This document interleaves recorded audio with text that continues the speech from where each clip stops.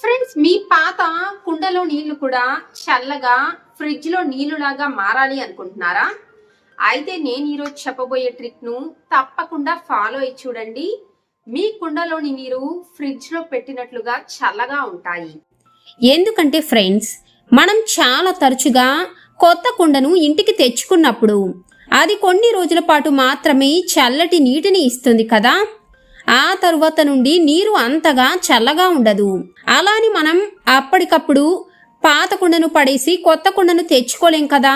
కానీ మన ఇంట్లో ఉండే పాత కుండని మళ్ళీ కొత్త దానిలాగా ఎలా మార్చుకోవాలో, దానిలోని నీరు ఫ్రిడ్జ్ లో లాగా చల్లగా ఎలా మార్చుకోవచ్చో ఈ వీడియోలో చూపించబోయే ట్రిక్ ను ఉపయోగిస్తే చాలు. సాధారణంగా ఈ వేసవి కాలం రాగానే ఇంట్లో అందరూ చల్లటి నీళ్లు కావాలి, ఫ్రిడ్జ్ లో పెట్టిన బాటిల్ ఉంటే వెంటనే ఇవ్వండి అని పదే పదే అడుగుతూ ఉంటారు కదా. ఇక అందరి కోసం మనం పదే పదే బాటిల్స్ జగ్గుల్లో నింపి మరీ ఫ్రిడ్జ్లో పెట్టడం, మళ్ళీ తీయటం చేస్తూ ఉంటాం. ఇక ఇంట్లో అందరూ కూడా బాటిల్స్ తాగేసి అలాగే వదిలేస్తారు. మళ్ళీ అందరికీ చల్లటి నీళ్లు కావాలి అంటే వాటిని మళ్ళీ నింపి ఫ్రిడ్జ్ లో పెట్టాల్సి వస్తుంది.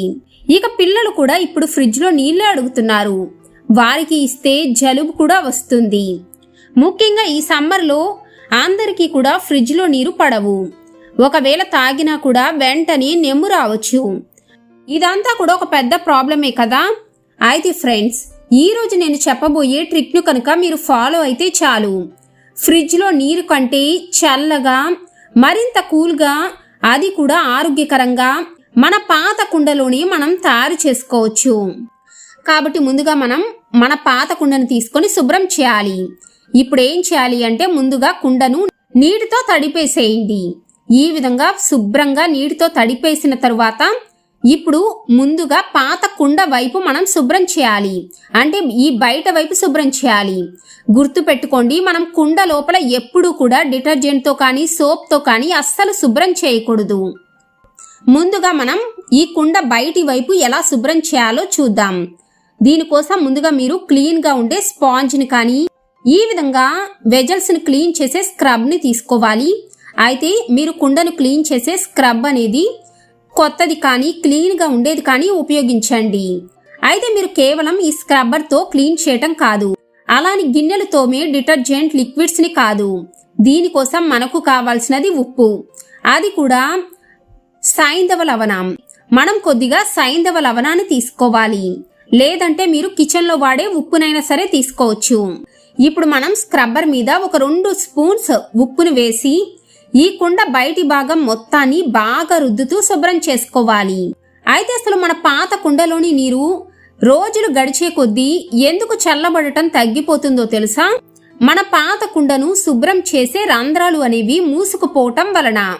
అంటే మన చర్మం మీద పోర్స్ ఎలా ఉంటాయో మట్టితో తయారు చేసే ఈ కుండకు కూడా పోర్స్ ఉంటాయి. అవి మూసుకుపోతే అందులోని నీరు కూడా చల్లబడదు. అందుకోసం ముందుగా మన పాత కుండను మనం శుభ్రం చేసి వాటిలో దాని మీద మూసుకుపోయిన రంధ్రాలను తెరవాలి. ఈ విధంగా ఎందుకు శుభ్రం చేసుకోవాలి అంటే ఈ మట్టి కుండ పైన మనకు కంటికి కనిపించని చిన్న చిన్న రంధ్రాలు ఉంటాయి. మనం కొత్తగా కుండలో నీళ్లు పోసినప్పుడు ఆ రంధ్రాలు గుండా గాలి బయటకు వస్తూ బుడగల శబ్దం రావటం మీరు గమనించే ఉంటారు కదా. ముఖ్యంగా కొత్త కుండలో మీరు ఖచ్చితంగా చూసే ఉంటారు.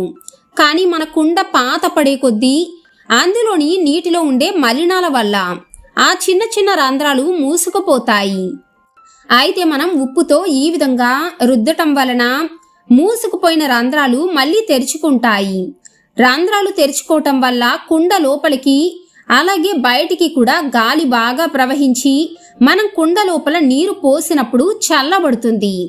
ఇక ఈ విధంగా బయట మొత్తం నీట్గా శుభ్రం చేసుకున్న తర్వాత ఇప్పుడు చక్కగా వాష్ చేసేసుకోవాలి. ఇప్పుడు ఏం చేయాలి అంటే మనం కుండ లోపల కూడా శుభ్రం చేసుకోవాలి. అయితే మనం కుండ లోపల ఎప్పుడు కూడా స్క్రబ్బర్తో కానీ డిటర్జెంట్తో కానీ అస్సలు వాష్ చేయకూడదు. దానికోసం మనం ఒక చిన్న ట్రిక్ ను ఫాలో అవ్వాలి. ఇప్పుడు ఏం చేయాలి అంటే మనం కుండ లోపల కొద్దిగా నీటిని పోయాలి. ఆ తరువాత ఇందులో కూడా ఒక 2 టేబుల్ స్పూన్ల ఉప్పును వేయాలి. అయితే గుర్తుపెట్టుకోండి, మీరు చేతితో కూడా గట్టిగా అస్సలు రుద్దకూడదు. జస్ట్ ఆ నీటిని కుండ మొత్తం స్ప్రెడ్ అయ్యే విధంగా మాత్రమే రుద్దాలి.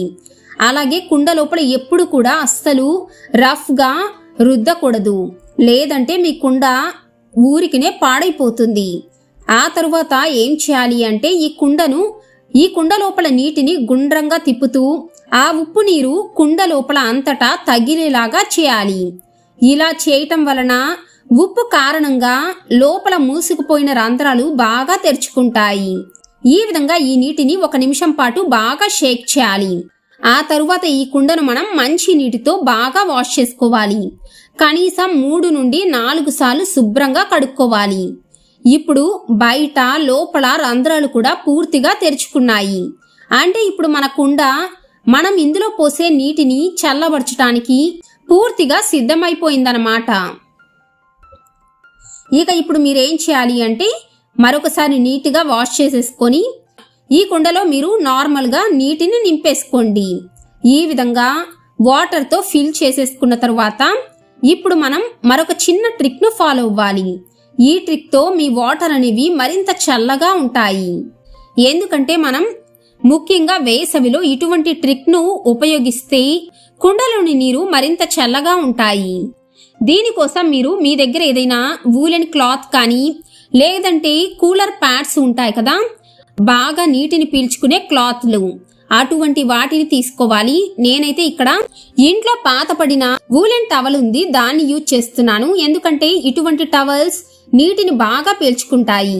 మీ దగ్గర ఇటువంటి టవల్ లేకపోతే ఇంట్లో మరేమైనా క్లాత్ కానీ లేదంటే కూలర్ ప్యాడ్స్ ఉంటాయి కదా, వాటిని కూడా ఉపయోగించవచ్చు. ఇప్పుడు ఏం చేయాలి అంటే మనం ఈ క్లాత్ ను బాగా నీటిలో తడపాలి. ఈ విధంగా మనం బాగా తడుపుకొని ఆ తరువాత ఈ క్లాత్ ను మనం కుండ చుట్టూ చక్కగా కప్పుకోవాలి. అయితే ఈ క్లాత్ అనేది నీటిలో బాగా నానటం చాలా ముఖ్యం. అప్పుడే ఇది బాగా నీటిని పీల్చుకొని మన కుండకు మరింత చల్లదనాన్ని ఇస్తుంది.